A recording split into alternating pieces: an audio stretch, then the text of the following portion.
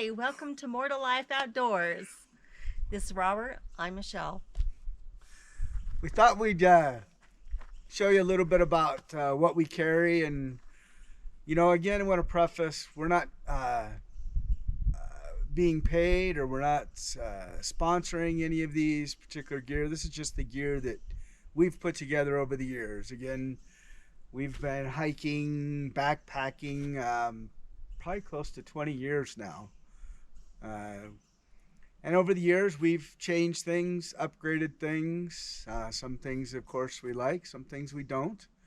I will tell you right now, we're not ultralight. We don't have the lightest gear. We don't have the most expensive gear. This is just what we've put together that works for us. Well, I was just going to add that the reason why we decided to do this video right now is because we are in the process of packing to hike with some friends on a portion of the ICT, or the Idaho Centennial Trail.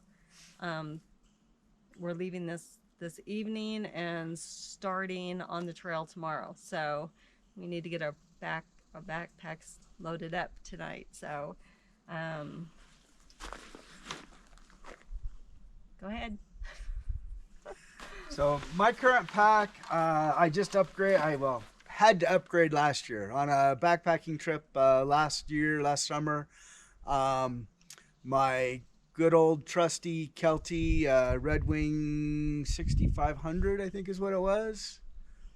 Or Red Cloud, maybe. I remember now. But anyways, I'd had that pack for a long time, and on that trip, luckily on the way out, with just a few miles left to go, the waistband ripped out of it. So I was carrying all my weight those last couple of miles on my shoulders.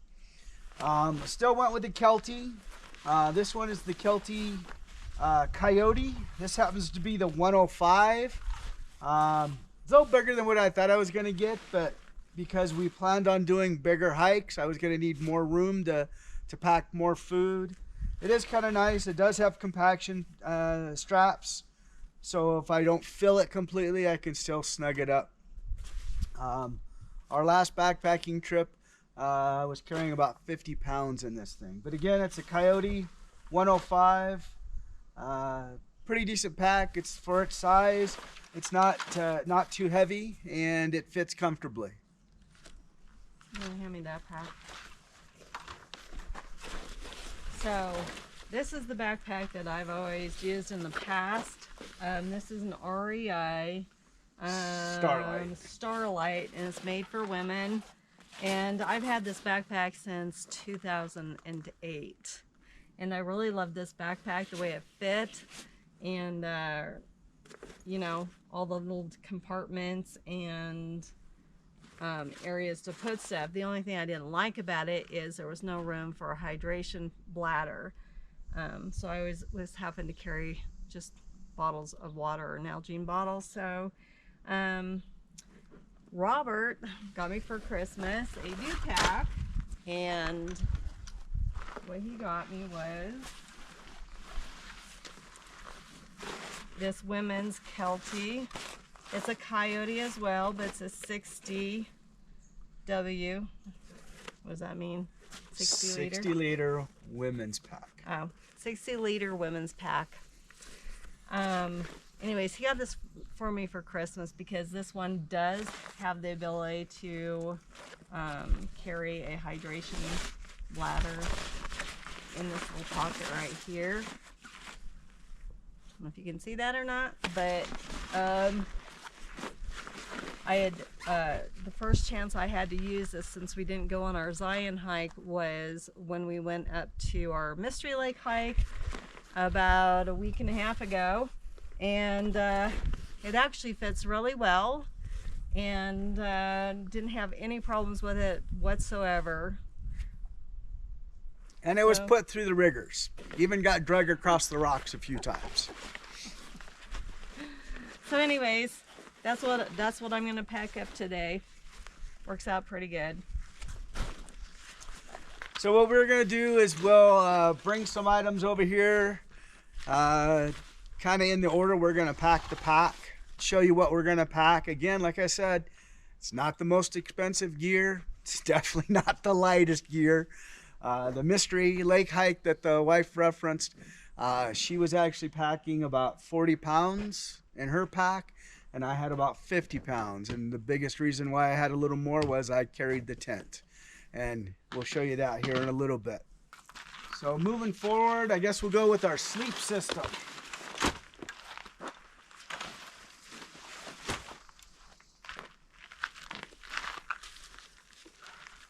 So this is something we upgraded as well last year or over the winter.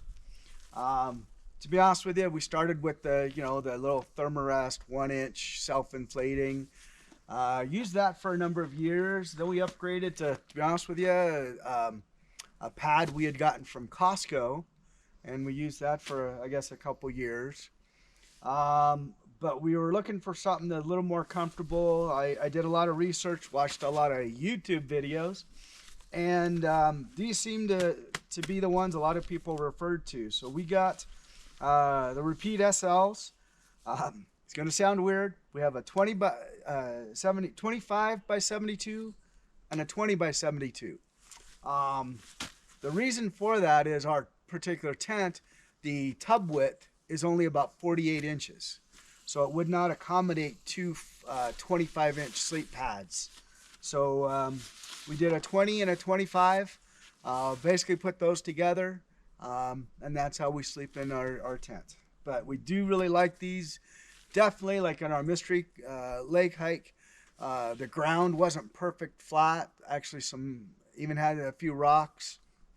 With these pads, didn't even notice. Well, they're way more comfortable than the Costco pads. They might be a little bit more bulkier and a little bit more weight, but it's well worth it.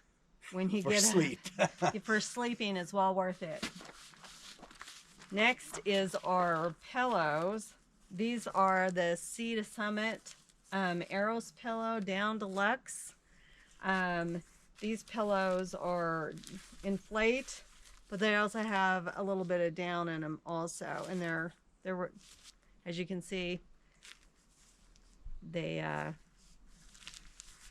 pack up pretty small. Sorry, lost for words there for a minute. But yeah, they pack up really small and they're really light.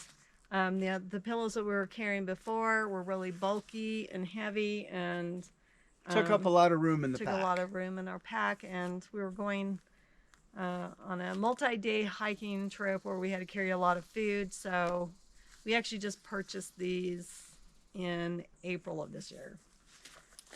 Yeah, I did want to give a shout out.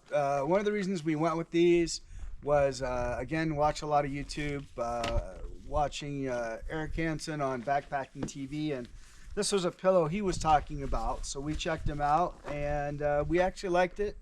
So this is what we've been using, and they've been nice. Oh, and the other thing we like about these is you inflate them, and if they have the ability to adjust the inflation so that you can adjust the firmness or softness. He likes his super firm. I like mine a little softer. So these are the sleeping bags. They're pretty bulky. We're probably going to be looking at something that's a little bit more compact. But these are actually Kelties. The Galactic 30 degree. It says they're women's, but the reason why we got these and not like a mummy bag is because I struggle with a little bit of restless leg syndrome, and I can't sleep in a mummy bag. I don't know if a lot of other people are like that, but I'm also a side sleeper or a half side stomach sleeper. I can't sleep on my back either, so mummy bags just don't work for me. These are a little bit bigger, a little bit bulkier, but like I said, we'll probably be looking for something a little bit more compact here in the near future. And yes, mine's the same thing, and yes, it says women's, because to be honest with you, we usually put them together in our tent. And then so we also have this Get Out Gear down puffy blanket that we take along too, because most of our hiking is done up in the Idaho mountains here. in Idaho, and It can it be a gets little a chilly, little chilly even in the summertime. in the summertime even. So we have these just in case, you know, our hike, it gets a little cool, and they work out pretty good for keeping us warm and comfortable. And for those of you out there, again, I'm an Army veteran. This is what we used to refer to as woobies. My wife didn't believe me, but then she ran into somebody who informed her that I was correct. So we do carry woobies. Probably not on this particular trip because we're going to be going down a little further south than where we're at, where we normally work and hike. And it's going to be a little lower elevation. So don't know if we'll even pack these this trip, but we'll wanted to at least share it with you. Our tent, again, nothing fancy, definitely not high cost. I think this thing was around $200 through Amazon. If you look at some of our other videos, you'll see it kind of set up. It's not ultra light. I knew. Actually, our other backpack, or our other tent that we used last summer, was actually a little bit lighter than this one, but it didn't give us room to put our packs. This one has little. It has two vestibules on each side. On each side, so that we can tuck our packs up underneath those vestibules and our shoes and everything to keep them dry, because we have actually backpacked and it has poured rain down on us, and so it's nice to have those vestibules to keep our packs and everything else dry. Well, a little dry because they were already wet. But it was nice. But this thing is by no means light. I believe this weighs like 5.6 pounds. But right now, this is what we've got. It does work well. I was really actually impressed how well it worked in that storm we got caught in a week ago. We were pretty soaked by the time we got back to our camp. And the tent was set up because we had set up a base camp. And I was actually really happy to find it was still nice and dry on the inside. Again, we could put our gear in the vestibules to at least get them out of the rain. They were a little wet from the rain. But all in all, I'm pretty happy with this tent. And I'm going to give a shout out to Kazoo. In the early spring, we got caught in some really heavy winds down in southern Nevada in the Valley of Fire. And one of the anchor tabs on the tent literally ripped out. But I have to admit, we were in some pretty heavy winds. I went ahead and took pictures, messaged Kazoo and said, hey, I don't know if there's anything you can do for us. But, this is what happened. And, it's kind of not usable now. And I don't know if if there's anything you can do or not. And I'll be honest with you. It took them a couple days, but they responded via email and wanted an address where they could ship a brand new tent. And that's what they did. This is actually the new one that they shipped us. And I was actually pretty impressed with that, especially for, like I said, what I would consider a fairly inexpensive tent. Speaking of rain, these are rain ponchos. Arcturus multifunctional is a poncho, tarp, and shelter that we carry. We just happen to do it in camo because we like to be hidden. No, seriously. Side note, that's also why our tent is green and not the other option of orange or bright yellow. Anyways, we haven't had to use these yet. We did get caught in a rainstorm on our Custer hike. And we didn't pull these out because we were already wet, and it was like, well, we're already wet, so I pull it out. Well, back up a little bit. When it first started raining, the section we were on was actually pretty steep, and it was like crushed granite. Really needed to be able to watch our footing, and with a poncho, again, being an Army veteran, I know it's rather hard to see where your feet are going when you got a poncho on. So we chose not to put the ponchos on so we could pay attention to our footing. Our plan was, when we got down to the junction, was to throw the ponchos on. But to be honest with you, it started pouring before we made it to the junction. We were already pretty wet.